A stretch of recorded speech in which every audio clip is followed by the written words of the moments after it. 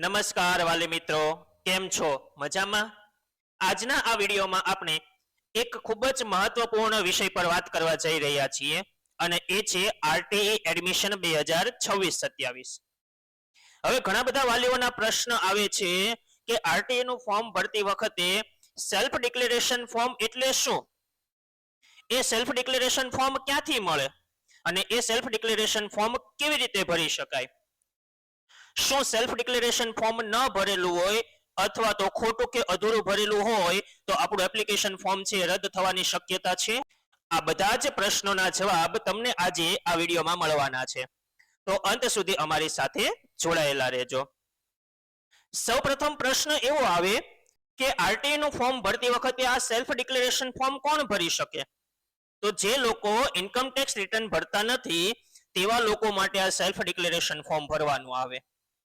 તેમાં આવકના દાખલામાં જે આવક આપેલી હોય તે જ આવક તમારે આમાં લખવાની હોય છે અને સાથે સાથે પાન કાર્ડ નંબર પણ તમારે આમાં લખવાનો થતો હોય છે. તો ચાલો આપણે જોઈએ કે સેલ્ફ ડિક્લેરેશન ફોર્મ કેવું આવે અને એ ફોર્મ કઈ રીતે ભરી શકાય. તો અહીંયા તમને ડિસ્પ્લે ઉપર જોઈ શકાય છે કે જ્યારે પણ આરટીઈ ની વેબસાઇટ ચાલુ થશે તો એવા સમયે તમને આવું નમૂનાનું એક સેલ્ફ ડિક્લેરેશન ફોર્મ આપેલું હશે અને આ સેલ્ફ ડિક્લેરેશન ફોર્મ તમારે ભરી અને આરટીઈ નું ફોર્મ જ્યારે સબમિટ કરો છો તો એવા સમયે તમારે આ ફોર્મ પણ સબમિટ કરવાનું થશે. હવે સ્ટેપ બાય સ્ટેપ માહિતી મેળવીએ કે આ ફોર્મ ભરવાનું કેવી રીતે. તો સૌપ્રથમ પહેલા તમને અહીંયા ઉપર તારીખ જોવા મળે છે. તમે જે તારીખે આ ફોર્મ ભરો છો એ તારીખ તમારે અહીંયા લખવાની છે. બીજું, આથી હું નીચે સહી કરનાર, પછી તમને આ જે જગ્યા આપેલી છે આ જગ્યામાં વાલીશ્રીનું પોતાનું પૂરું નામ લખવાનું છે. હવે આ નામ તમારા આધાર કાર્ડમાં જે પ્રમાણે આપેલું હોય એ જ પ્રમાણેનું વાલીનું પૂરું નામ અહીંયા લખવાનું છે.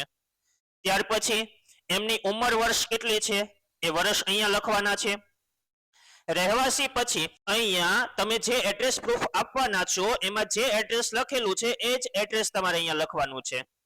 ફોર એક્ઝામ્પલ, તમે આધાર કાર્ડ એડ્રેસ પ્રૂફ તરીકે આપો છો તો આધાર કાર્ડમાં એડ્રેસ છે લખવાનું છે. ચૂંટણી કાર્ડ આપો છો તો ચૂંટણી કાર્ડમાં જે એડ્રેસ છે અહીંયા લખવાનું છે. લાઇટ બિલ અથવા તો વેરા બિલ આપો છો તો એમાં જે એડ્રેસ છે અહીંયા લખવાનું છે. એટલે જે પ્રૂફ તમે એડ્રેસ પ્રૂફમાં મૂકવાના છો એમાં જે એડ્રેસ લખેલું છે એ જ એડ્રેસ તમારે અહીંયા લખવાનું રહેશે. ત્યાર પછી આગળ જશો તો અહીંયા ત્રીજી જગ્યા તમને ખાલી જોવા મળશે. ત્યાં જો તમારે બાળક છે તો પુત્રી ઉપર તમારે ક્રોસ કરી દેવાનું છે અને છોકરી છે તો એવા સમયે તમારે અહીંયા પુત્ર ઉપર ક્રોસ કરી દેવાનું છે. અને બાળકનું પૂરું નામ જન્મ તારીખના દાખલામાં જે પ્રમાણે આપેલું છે એ જ પ્રમાણેનું આખું નામ તમારે અહીંયા લખવાનું છે. હવે તમે આખું ફોર્મ ગુજરાતીમાં ભરો કે આખું ફોર્મ ઇંગ્લિશમાં ભરો એના ઉપર કોઈ પ્રોબ્લેમ નથી, પણ જેવું નામ તમને બાળકના જન્મ તારીખના દાખલામાં આપેલું છે એવું જ નામ તમારે અહીંયા લખવાનું છે. ત્યાર પછી આગળ વધીએ તો અહીંયા આપણને પૂછે છે કે તમારી પાસે પાન કાર્ડ છે કે નથી. તો એમાં તમારે પાન કાર્ડ ધરાવીએ છીએ એના ઉપર ટીક કરવાનું છે અને પછી પાન કાર્ડમાં જે પ્રમાણેનો નંબર આપેલો છે એ જ પ્રમાણેનો પાન કાર્ડનો નંબર અહીંયા લખવાનો છે. પણ ખાસ ધ્યાન રાખવાનું, અહીંયા જે વાલીનું નામ લખેલું છે એમનો જ પાન કાર્ડ નંબર તમારે અહીંયા લખવાનો છે. એટલે આ ખાસ બાબતનું ધ્યાન રાખવાનું છે. ત્યાર પછી આગળ જશો એટલે તમને પૂછશે કે તમારી આવકના દાખલા મુજબ આવક કેટલી છે. હવે જ્યારે આવકનો દાખલો તમારી પાસે હશે તો એવા સમયે આ રીતે તમને બાયફર્ગેશન કરીને આપેલું હશે કે અરજદારની આવક કેટલી છે, માતા પિતા વાલીની આવક કેટલી છે અહીંયા બીજા લાઈનમાં લખેલું હશે અને અન્ય સભ્યોની આવક કેટલી છે એ ત્રીજી લાઈનમાં લખેલું હશે. તો આ જ પ્રમાણે તમારે અહીંયા પણ લખવાનું છે કે કર મુક્ત આવક થઈને મારી કુલ વાર્ષિક આવક એ. અહીંયા જે રકમ લખવાની છે તમારે કહે તો કે અહીંયા અરજદારની આવકની સામે જે રકમ આપેલી છે એ, એટલે કે 1,80,000 તમારે અહીંયા લખવાની છે. મારા પત્નીની કુલ વાર્ષિક આવક બી, એટલે કે અહીંયા માતા પિતાની, કુટુંબના સભ્યોની કે પત્નીની આવક જે આપેલી હોય એ અહીંયા જેટલી રકમ આપેલી હોય એટલી જ રકમ તમારે અહીંયા લખવાની છે. અને અન્ય સભ્યોની કુલ વાર્ષિક આવક જે અહીંયા તમને ત્રીજી લાઈનમાં જે રકમ આપેલી હોય એ રકમ તમારે અહીંયા લખવાની છે. હવે આ ત્રણેયનો સરવાળો છે એ ત્રણેયનો સરવાળો તમને નીચે કુલ વાર્ષિક આવકમાં આપેલો હશે.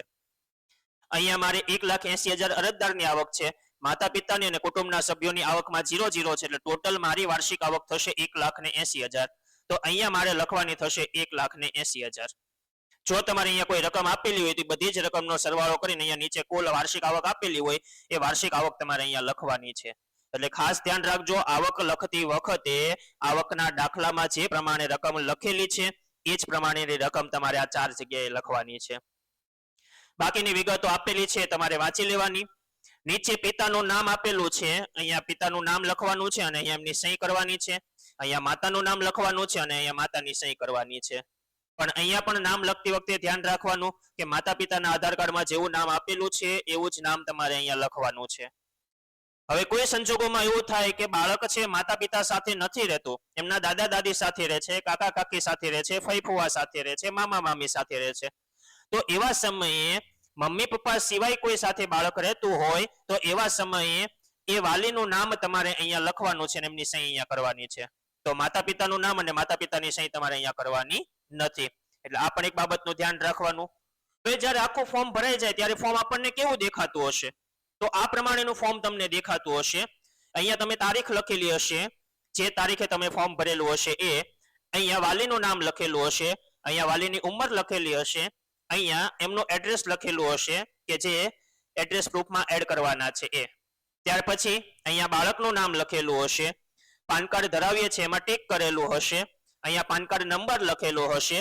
ત્યાર પછી અહીંયા અરજદારની કુલ આવક એટલે કે 1,80,000.